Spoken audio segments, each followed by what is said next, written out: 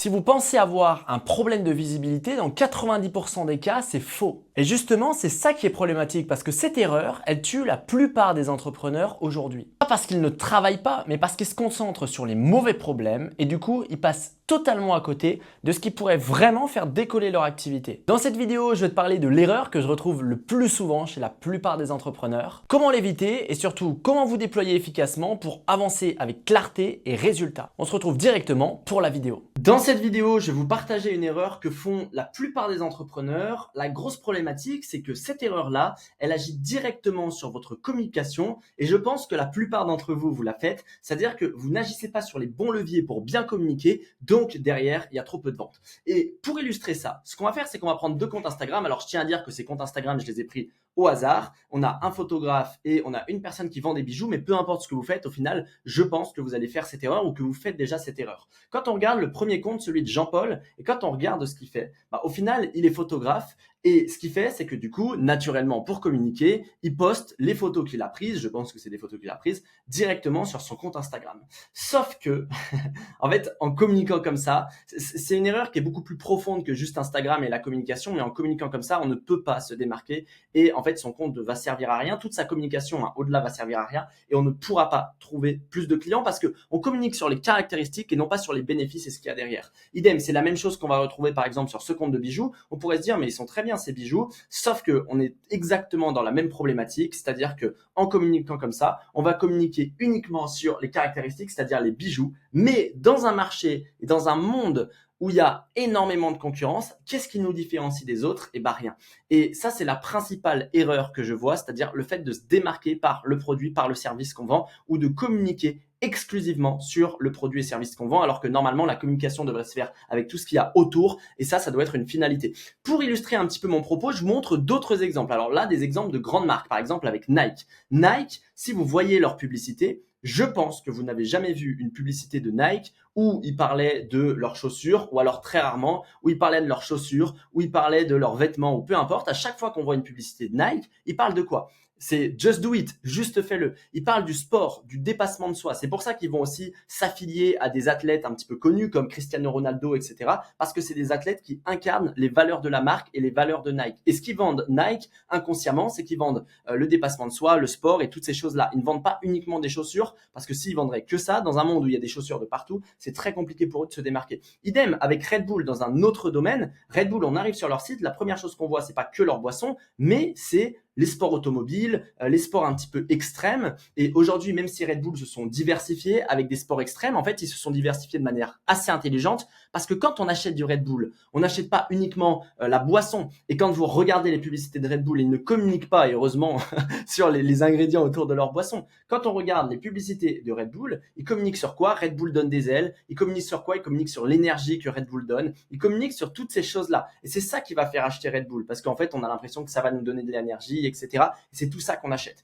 Et une dernière marque pour illustrer mon propos et après je vais vous expliquer comment vous pouvez éviter de faire ces erreurs et comment s'inspirer du coup de ces marques qui fonctionnent plutôt bien, c'est le slip français. Alors moi c'est une marque que j'aime bien, à chaque fois je la mets en avant parce que pour moi ils illustrent parfaitement aussi une communication qui moi me touche mais une communication qui est assez pertinente. Quand on regarde, ils vendent des sous-vêtements. Le truc et la problématique avec les sous-vêtements, c'est que tout le monde vend des sous-vêtements. On va chez Zara, ils vendent des sous-vêtements. On va chez Jules, on va chez tous les magasins de vêtements, ils vendent des sous-vêtements. On va chez des magasins qui sont spécialisés pour notamment des femmes ou même pour des hommes, dans des sous-vêtements et même des magasins, des marques, Lacoste, vous allez chez n'importe qui, Adidas, etc. Tout le monde vend des sous-vêtements. Du coup, c'est un marché qui est rouge, un petit peu comme les bijoux, un petit peu comme la photographie. Un marché rouge, ça veut dire quoi? Ça veut dire qu'on a énormément de concurrents. Il y a plein de personnes qui font la même chose que nous. Donc en fait, si on communique juste, dans leur cas, le slip français, imaginons qu'ils communiqueraient uniquement sur leurs sous-vêtements.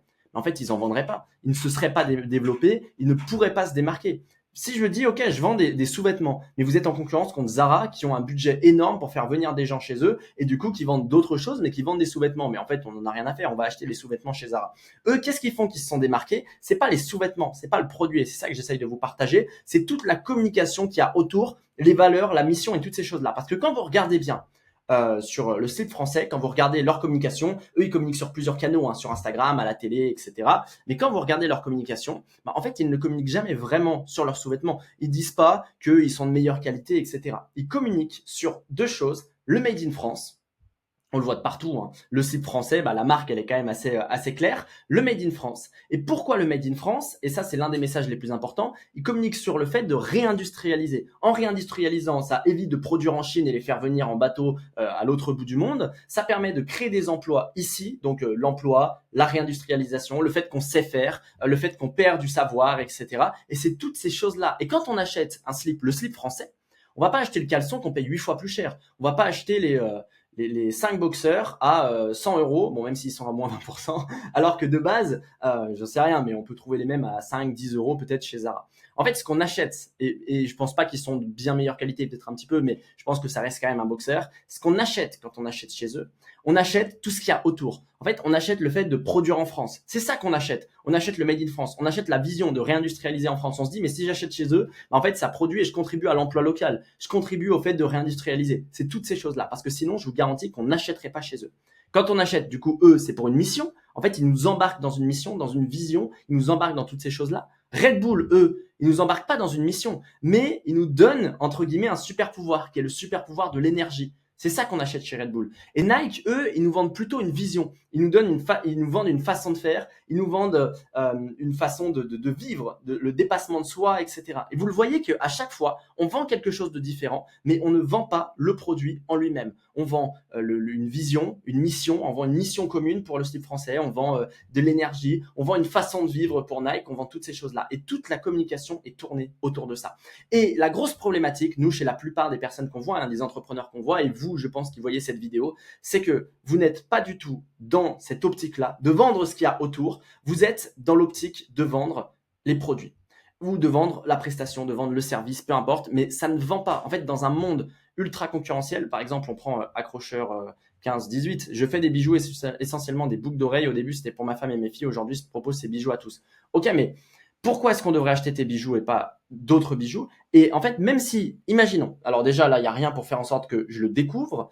Donc, en plus de ça, du coup, je vais pas forcément le découvrir, mais imaginons que je le découvre. En fait, qu'est-ce qui va me donner envie d'acheter chez lui plutôt que chez une autre personne? Parce qu'il n'y a pas tant de missions, il n'y a pas tant d'histoires, il n'y a pas tant de choses qui va me raccrocher à lui. Donc, ça va pas forcément me donner envie d'acheter. Et vraiment, ne communiquez pas que sur les caractéristiques. Nous, chez le mentorat, ce qu'on vend, c'est de l'accompagnement pour aider nos clients à développer leur activité. Alors, on a plusieurs offres, mais globalement, on aide nos clients à travers de l'accompagnement, à travers de la formation, on va dire, ou à travers de la prestation à développer leur activité. Mais ce qu'on vend, c'est pas l'accompagnement en lui-même. Les gens s'en foutent de l'accompagnement. Les gens s'en foutent de nous payer pour qu'on leur donne des conseils, pour qu'on leur dise quoi faire, pour qu'on leur donne les clés, les ressources ou ce que vous voulez pour développer leur activité. Les gens, ce qu'ils souhaitent, c'est quoi? C'est le fait de développer leur activité. C'est-à-dire, qu'est-ce qui va changer dans ma vie une fois que j'aurai développé mon activité? Parce que si on te dit, OK, toutes les semaines, tu auras quelqu'un, tu seras en contact avec un mentor de l'équipe pour pouvoir t'accompagner en mieux, et en plus, tu auras ça, en plus, tu auras ça, en plus, tu auras ça. Vous allez me dire, mais c'est génial, mais ça change pas ma vie, enfin, je m'en fous. Par contre, si ça me permet d'obtenir plus de clients, donc derrière, ça me permettra de vivre une meilleure vie, c'est ça que je recherche. Et nous, c'est ça qu'on vend à nos clients. C'est ça qu'on vend parce que l'accompagnement en tant que tel, on s'en fout en fait. Ce qu'on veut, on s'en fout, oui et non. Mais ce qu'on veut, c'est que l'accompagnement mène à des résultats, à plus de ventes, à toutes ces choses-là. Et du coup, c'est ça qu'on vend vraiment. Et vous le voyez, même nous, notre communication, on parle quasi jamais de ce qu'on fait, des caractéristiques de ce qu'on fait, parce que nos clients s'en foutent. Nos clients s'en foutent. Ce qu'ils veulent, c'est développer leur activité. Et ce que je comprends, pour me faire accompagner et pour toujours avoir été accompagné, c'est toujours ce que j'ai acheté. Et du coup, c'est ça qui fait que ça fonctionne pour nous, mais il y a plein d'autres leviers, il n'y a pas que ça, il y a plein d'autres leviers qui pourraient jouer, mais ça ne veut pas dire qu'il ne faut pas être qualitatif sur les bijoux, sur ce qu'on vend, absolument pas, sur la prestation, mais ça veut dire que si on vend la prestation, on dit regarde, tu vas prendre une photo, je vais te prendre des photos, les gens s'en foutent parce que tu as des milliers d'autres concurrents. Donc, comment est-ce qu'on fait en sorte de se démarquer? Et ça, c'est un point extrêmement important parce que la problématique, c'est que si vous ne travaillez pas ça, vous n'avez rien pour vous démarquer, donc vous êtes dans un marché super rouge, c'est-à-dire avec plein de concurrents, vous n'avez rien qui vous différencie. Donc, vu que vous n'avez rien qui vous différencie, déjà, c'est super compliqué d'être visible parce qu'en fait, on sait même pas devant qui on est visible, on a un truc juste qui est très large. Donc, en fait, on ne peut pas être bien visible. En plus de ça, même si des fois, il y a des gens qui s'intéressent à nous, bah, au final, un peu par du bouche à oreille, les gens se disent toujours, ah, bah, je vais voir ailleurs, ou alors ils se disent, ils nous voient pas comme uniques parce qu'on n'a pas suffisamment bien différencié, encore une fois, et on n'a pas structuré toutes ces choses-là. Et du coup, les gens essayent toujours de tirer les prix vers le bas et essayent d'acheter moins cher chez nous. Ou alors, même des fois, on va déployer de la pub, faire de l'acquisition ou faire des actions marketing, mais qui vont pas emmener énormément de résultats parce qu'on est un petit peu flou sur la base. Donc, un truc qui fonctionne bien, que vous pouvez travailler par rapport à ça, nous, chez le mentorat, c'est ce qu'on appelle le triangle d'or. Donc, triangle d'or, c'est quoi? C'est comme un triangle, on a trois côtés. En un, votre positionnement, c'est-à-dire le positionnement, c'est quoi? C'est la manière dont on va se différencier par rapport au marché. Ce qu'il faut vous dire, c'est que dans le cadre de Jean-Paul, son marché, c'est le marché des photographes. Donc, ce qu'il vend, c'est de la photographie. Après, il est un petit peu plus niché, c'est-à-dire qu'il fait de la photo mariage, portrait, événement heureux, quoique. Bon, c'est quand même un petit peu large. Mais du coup, on pourrait se dire, OK, qu'est-ce qui le différencie? Si vous êtes dans un marché bleu, c'est-à-dire que, imaginons que Jean-Paul, c'était le seul photographe de mariage en France. En fait, on s'en fout, on n'a pas besoin de se différencier. Par contre, on a besoin d'éduquer le marché. Parce que des fois, des gens me disent, ouais, mais moi, je suis tout seul sur mon marché, donc en fait, j'ai pas besoin de me différencier. Oui, mais des fois, c'est encore plus pénible parce que ça veut dire que si tu es tout seul, s'il y avait un gros marché, les gens seraient déjà venus. Donc si tu es tout seul, tu es sur un nouveau marché, ce qui n'est pas forcément problématique, mais par contre, sur ce nouveau marché, bah, il va falloir communiquer de façon efficace pour éduquer les gens. Parce que du coup, vu qu'il n'y a pas de concurrent, les gens ne sont pas forcément éduqués à ce que tu vends. Je te prends l'exemple, nous on a eu des clients par exemple qui faisaient qui travaillaient par exemple dans la mémoire. Qui travaillait dans la mémoire, je pense à une cliente en particulier, et du coup, bah, elle était dans un marché nouveau, il y avait peu de personnes qui faisaient ce qu'elle faisait autour de la mémoire, etc. Et donc, bah, on devait éduquer les gens à quoi, enfin, la mémoire, ça servait à quoi de l'améliorer, à quoi ça pouvait te servir au quotidien et toutes ces choses-là. Donc, bref, du coup, il va falloir éduquer les gens ou alors il va falloir réussir à se démarquer. Donc, par exemple, là, son marché, c'est le marché des photographes. Donc, on va se dire, OK, voilà tous mes concurrents, voilà moi ce que je fais, comment est-ce que je peux ce qu'on appelle segmenter et nicher, comment est-ce que je peux creuser un petit peu pour être beaucoup plus précis et comment est-ce que je vais pouvoir me démarquer, c'est-à-dire pourquoi les gens devraient faire appel à moi et pas à une autre personne. Donc là, ça nous permet de nous démarquer, mais en nous démarquant, on détermine à la fois les caractéristiques, mais on ne doit pas, comme je l'ai dit juste avant, se démarquer uniquement par les caractéristiques, c'est-à-dire qu'on ne va pas se démarquer uniquement en disant, regarde, bah, moi je fais de la photo, mais au lieu de mes concurrents, eux, ils font 10 photos et moi j'en fais 15 pour le même prix. On s'en fout parce que c'est pas pour ça que les gens vont faire appel à vous. Mais c'est plutôt tout ce qu'il y a autour. Donc c'est-à-dire quelles sont les valeurs que j'ai envie de véhiculer, qu'est-ce que j'ai envie d'apporter et du coup, c'est à quoi va servir mes photos. Je vous prends un exemple avec une amie à nous qui s'appelle Anne-Laurie, qui fait de la photo, toujours dans le même cadre. Et elle, ce qu'elle fait, c'est qu'elle fait de la photo pour des femmes, principalement de la lingerie, mais c'est pas de la photo en elle-même. C'est-à-dire qu'elle fait de la photo pour de la confiance en soi. Sauf que on a encore, je sais qu'il y a d'autres concurrents qui font ça, mais nous, on l'a encore mieux structuré. Ça veut dire que elle ne fait pas uniquement de la photo. Enfin, quand une personne achète chez elle, elle achète pas la photo en elle-même, elle achète tout ce que ça va lui permettre d'avoir derrière, avoir plus confiance en elle et tout ce que ça va apporter dans sa vie. Donc c'est ça le positionnement. Une fois qu'on a déterminé ça, ça nous permet de manière très claire de déterminer ce qu'on appelle la cible pour éviter de s'adresser à tout le monde. Parce qu'on pourrait très bien se dire, oui, mais moi, ce que je vends, ça parle à tout le monde. Les bijoux, ça pourrait s'adresser à n'importe. Alors là, je pense que c'est plutôt des bijoux pour femmes, mais à n'importe quelle femme sur Terre. Oui, mais en fait, si on parle à toutes les femmes, on parle à personne. Donc il faut que le bijou parle précisément à une personne. Sinon, ça va être très compliqué de bien communiquer. Donc, comment est-ce que on détermine une cible qui est réceptive à mon message et après, rien n'empêche d'être un petit peu plus large. Au début, Nike, ça s'adressait à une cible ultra restreinte. C'était principalement des chaussures de running, si je me trompe pas, et qui devaient s'adresser à une cible très, très restreinte. Et au final, ça a fonctionné pour eux parce qu'ils avaient un élément de différenciation, parce qu'ils ont mieux communiqué et parce que quand ils se sont lancés dans les années 1900 et quelques, ils n'étaient pas énormément sur le marché. Donc, ça leur a permis de se développer, de développer la gamme de produits et de faire en sorte que Nike soit aujourd'hui une marque mondialement reconnue et sur plein de créneaux. Maintenant, ils font tout, mais parce qu'ils ont eu le temps de se développer. Faire tout au début, c'est la pire chose à faire. Et quand vous regardez, Red Bull, c'était pareil. Ils avaient une niche très précise, c'était les boîtes de nuit, où ils allaient dans des boîtes de nuit, principalement pour les jeunes. Le slip français, c'était pareil, etc., etc. Et toutes les grandes marques, Apple, c'était pareil au début, avec l'ordinateur personnel, etc. Et après, ils se sont élargis.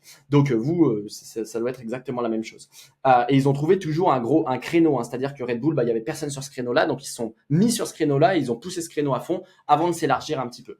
Et du coup, après, ils ont été copiés, etc. Donc, on a la cible et ensuite, on a l'offre. Comment est-ce que par rapport à notre cible, on détermine l'offre la plus irrésistible possible? C'est-à-dire, l'offre, là, on pourrait se dire, ouais, mais mon offre, c'est simple, c'est un photographe, je vends des photos, ou alors je vends des bijoux, ou peu importe, je vends mes produits, mes services, etc. Oui et non, parce que la grosse problématique, c'est que si on fait uniquement ça, en fait, on ne se différencie pas. Donc, l'offre, elle doit être différenciée à la fois par rapport à la cible, Donc, on doit déterminer l'offre parfaite pour qu'elle parle, pour qu'on utilise les mots de la cible, pour que la personne en face de nous se dise « mais c'est exactement ce dont j'ai besoin ». Ça, c'est la première chose. Et la deuxième chose, donc par rapport à cette offre-là, c'est comment est-ce que je la rends la plus irrésistible possible, c'est-à-dire tant au niveau de la manière dont je la présente. Normalement, il y a tout le positionnement qui va jouer sur l'offre, c'est-à-dire que tout ce que j'ai inculqué à la personne autour de mon marketing, etc. En fait, les valeurs, tout ce que j'ai pu définir, ça va aussi jouer sur l'offre. Donc, l'offre doit incarner ces valeurs-là. Le slip français, l'offre, leur slip, ils ont un logo français, c'est écrit le slip français et ça incarne ce truc de Made in France. Idem avec Nike, etc. Et du coup, comment est-ce que mon offre incarne ce que j'ai envie de construire aussi et incarne le message ou alors ce que j'ai défini en termes de positionnement pour mes futurs prospects. Et du coup, une fois qu'on a ça, la cible nous permet de bien communiquer derrière et l'offre nous permet de tout bien structurer. Donc ça, c'est un élément qui est extrêmement important à prendre en compte. Donc je vous invite vraiment à réfléchir à tout ça, à vous dire, ok, mais qu'est-ce qui moi me différencie vraiment, qui est-ce que je cible de manière précise et qu'est-ce que je vends et en quoi c'est clair, parce que sans ça, on ne pourra pas bien communiquer. Et en fait, avoir un business, c'est pas entre guillemets si compliqué. On détermine ça. Ensuite, on détermine un modèle qui nous permet de générer de la visibilité, de transformer cette visibilité en personnes qui s'intéressent à ce qu'on fait, de les transformer en clients et un truc qu'on est capable de reproduire à l'infini. Et après, on a autant de clients qu'on le souhaite. Alors oui, dans la réalité, il y a d'autres étapes à mettre en place. Mais en fait, si on a ça et qui est suffisamment bien structuré et qu'on apprend à faire de l'acquisition, après, il n'y a plus vraiment de problème. En fait, le business, c'est vraiment une suite d'étapes qui nous permet justement, c'est une suite d'étapes. Et l'idée, c'est de faire les bonnes étapes dans l'ordre, parce que si on essaie de faire l'étape 3 avant l'étape 1, qui est par exemple celle-ci, où il y a encore d'autres étapes avant, mais imaginons, en fait, on va jamais pouvoir se développer correctement. Donc moi, je vous invite à mettre en place tout ça et prenez-le vraiment en compte pour ce que vous faites, pour ce que vous vendez, sinon vous ne réussirez jamais vraiment à vous développer. J'espère que cette vidéo elle vous a plu. Si vous n'êtes pas encore abonné à la chaîne YouTube du Mentorat, vous pouvez vous abonner en cliquant sur le bouton juste en dessous. J'essaie de sortir une vidéo toutes les semaines, que ce soit une interview ou une vidéo comme celle-ci pour vous aider dans votre activité. Nous, on se retrouve très vite pour une prochaine vidéo. C'était Mathis. Ciao tout le monde.